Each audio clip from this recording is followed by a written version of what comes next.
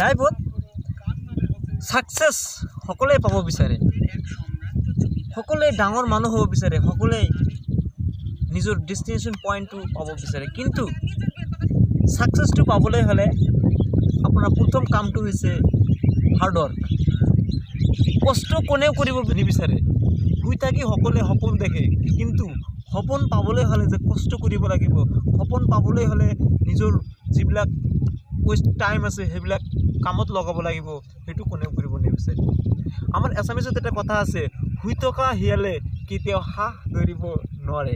গতিকে আপুনি যদি আপোনাৰ ডেষ্টিনেশ্যন পইণ্টটো, আপোনাৰ লক্ষ্যস্থানটো, আপোনাৰ গন্তব্যস্থান যিটো বনাইছে লাইফত, সেইটো যদি পাব বিচাৰে তেনেহ'লে আপুনি কষ্ট কৰিব লাগিব, পৰিশ্ৰম কৰিব লাগিব।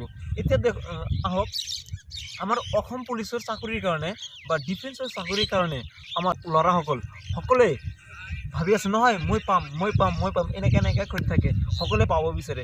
কিন্তু ৰাতিপুৱা সুন্দৰ বিচনাৰ পৰা উঠি কোনেও পৰিশ্ৰম কৰিব নিবিচাৰে, ৰান কৰিব নিবিচাৰে, নিজক হাৰ্ডৱৰ্ক কৰিব লাগিব। যদি আপুনি পুলিচৰ চাকৰি পাব বিচাৰে বা ডিফেন্সৰ কিবা এটা চাকৰি পাব বিচাৰে তেনেহ'লে আপোনাৰ কষ্ট কৰিব লাগিব, আপোনাৰ হাৰ্ডৱৰ্ক কৰিব লাগিব। প্ৰতিদিন ডেইলি আপোনাৰ ৰেগুলাৰলি মেইনটেইন কৰি আপুনি ৰান কৰিব লাগিব। যদি পাব বিচাৰে তেনেহ'লে কৰিব। গতিকে নিজৰ লক্ষ্যস্থানটো পাবলৈ সকলো এৰি দিয়ক। লক্ষ্যস্থানটো পাবলৈ হ'লে যি জ্ঞান অৰ্জন কৰিব লাগে সেই সম্পৰ্কে জ্ঞান অৰ্জন কৰক আৰু হাৰ্ডৱৰ্ক কৰক। ইনশাল্লাহ আপোনাক ওপৰৱালাই সেইটো মিলাই দিব।